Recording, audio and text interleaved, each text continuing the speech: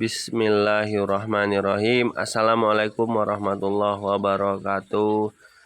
Jumpa lagi dengan kami Kebun Rumahan. Channel ini merupakan channel yang kami dedikasikan untuk sharing-sharing pengalaman, sharing-sharing ilmu, sharing-sharing insight tentang bagaimana berkebun di dalam rumah, berkebun di halaman rumah, supaya bisa meningkatkan value rumah kita, juga sebagai penyalur hobi rekan-rekan yang memiliki hobi bertani, sekaligus juga kata orang bertani juga bisa menghilangkan stres bagi yang mungkin memiliki stres akibat pekerjaan, akibat sekolah. Bertani diyakini sebagai kegiatan yang bisa mengurangi stres yang dialami. Pada video kali ini kami akan sharing tentang pengalaman kami dari awal hingga bisa memanen tanaman tomat, di mana tomat ini sendiri merupakan sayuran atau buah-buahan yang cukup familiar di masyarakat Indonesia. Bisa digunakan untuk sambal, bisa digunakan untuk jus, atau mungkin yang hobi dilalap sekaligus juga bisa. Budidaya tomat sebenarnya gampang, tidak sulit. Yang sulit adalah bagaimana melawan kemalasan kita. Langsung saja kita sharing-sharing kebun tomat yang ada di rumah kami. Ini alhamdulillah kami memiliki beberapa pohon tomat. Jenisnya tomat cherry. Tomat cherry ini banyak dijual di supermarket. Biasanya kalau di Bandung dijual di Superindo ataupun di Jogja Mart maksudnya, bukan Jogja Istimewa.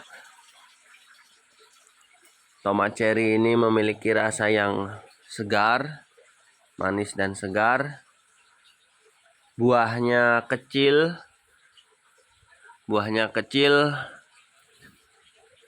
dan bisa langsung dimakan. Berbeda dengan tomat yang banyak dijual di pasar, ukuran tomat cherry lebih kecil dibandingkan tomat yang ada di pasar.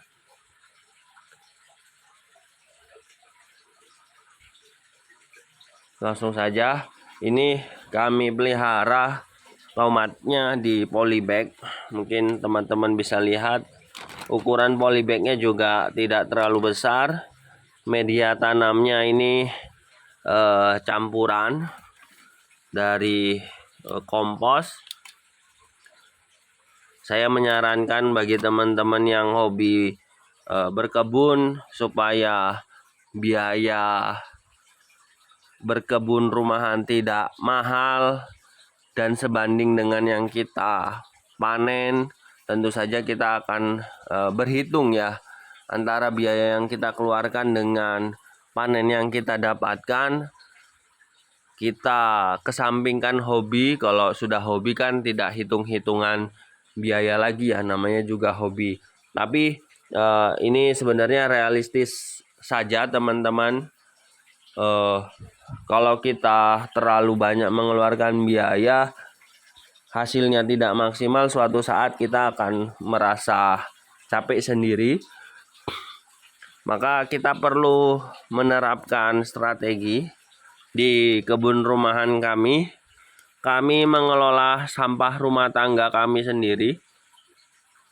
Sampah dapur, kemudian sisa buah-buahan seperti kulit pisang, kulit melon, kulit semangka, semua sampah-sampah dapur ya, sampah-sampah organik itu kami olah sendiri. Kemudian kami jadikan media tanam seperti yang tampak oleh teman-teman. Semua media tanam untuk tomat kami dapatkan dari hasil mengelola sampah dapur. Nah, tentu saja tidak 100% dari sampah dapur. Kita memerlukan komponen lain seperti serbuk kayu, kemudian daun-daunan kering, kemudian ranting-ranting pohon, itu kita olah sedemikian rupa hingga menjadi pupuk kompos. Ini terlihat oleh teman-teman sendiri, ini ada kurang lebih 30 pohon batang tomat yang kami pelihara, tidak membutuhkan space yang besar, kecil saja. Ya sekitar 5 meter gitu ya, nggak nyampe, paling 3 meter. Kita buatin rak. Saya coba syuting dari arah sini. Nah, ini tidak terlalu luas, tidak terlalu besar, tidak memerlukan space yang besar. Kita punya 30 batang tomat yang kita kita tanam dari tanah-tanah hasil mengelola sampah dapur. Alhamdulillah. Supaya nutrisinya lebih bagus lagi, saya memang kemarin menambahkan kompos yang saya beli, ditambah juga dengan sekam bakar. Tapi saya harus mengakui mayoritas komponennya merupakan hasil olahan dari sampah organik kami, sehingga kalau dihitung-hitung tidak menghabiskan banyak biaya untuk menyiapkan media tanamnya.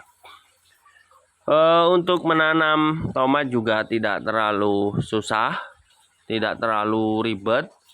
Tomat gampang disemai, kemudian ditanam, itu juga langsung berbuah.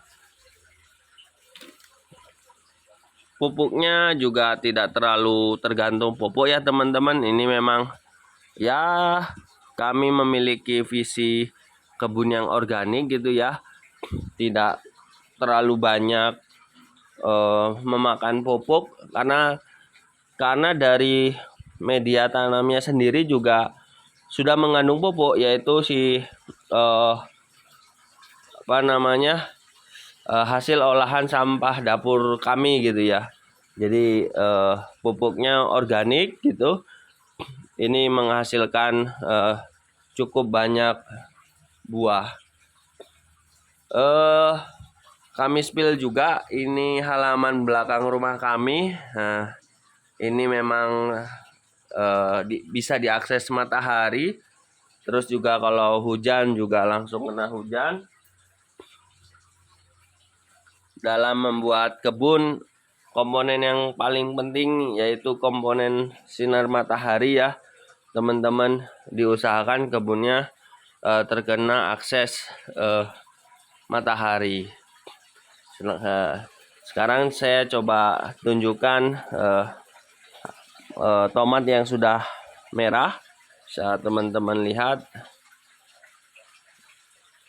ini ada beberapa yang sudah merah, saya panen.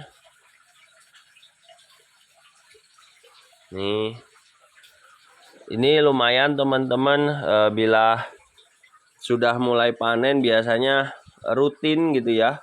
Setiap hari ada yang merah, ini bisa dipanen. Buahnya lumayan banyak.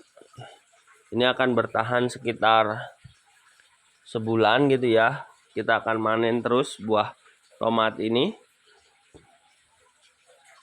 Lumayan, tidak perlu ke pasar untuk beli tomat gitu ya. Kita bisa menjamin tanaman kita ini bebas pestisida, karena memang ya terserah kita, tanaman kita mau kita semprot atau enggak, itu terserah kita. Dan kita bisa menjamin ya, kalau nggak disemprot berarti bebas pestisida, artinya akan sehat untuk penghuni rumah kita. Ini teman-teman, alhamdulillah tomatnya dapat ya, lumayan. Ini ada beberapa buah. Ini lagi.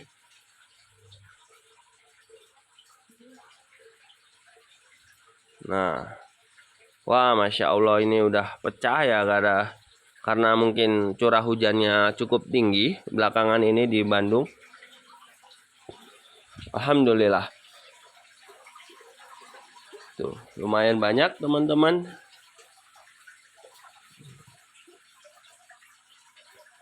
Bagi teman-teman, Bapak Ibu semua, rekan-rekan yang memiliki lahan, memiliki keinginan bertani, gampang. Langkah pertama yang harus dilakukan adalah memulai. Tidak perlu mahal-mahal melakukan pertanian di rumah. Kuncinya tadi memang harus sabar. Bila memang punya banyak biaya bisa langsung beli media tanam. Tapi kalau misalkan enggak, silakan teman-teman bisa lakukan pengolahan media tanam dengan cara yang sudah kami jelaskan tadi. Dengan begitu kita bisa menghasilkan terus buah-buahan, sayur-sayuran dari rumah. Mungkin ini dulu sharing-sharing kami kebun rumahan tentang kebun tomat mini kami yang ada di rumah. Lokasi rumah kami di Bandung. Bagi teman-teman yang mungkin dekat rumah kami pengen sharing-sharing atau mau komentar atau mau ngasih masukan, dipersilakan teman-teman, kita saling diskusi, saling terbuka. Terima kasih, mudah-mudahan bermanfaat untuk kita semua, jadi amal jariah. Itu saja, sampai jumpa di video kami yang berikutnya. Assalamualaikum warahmatullahi wabarakatuh.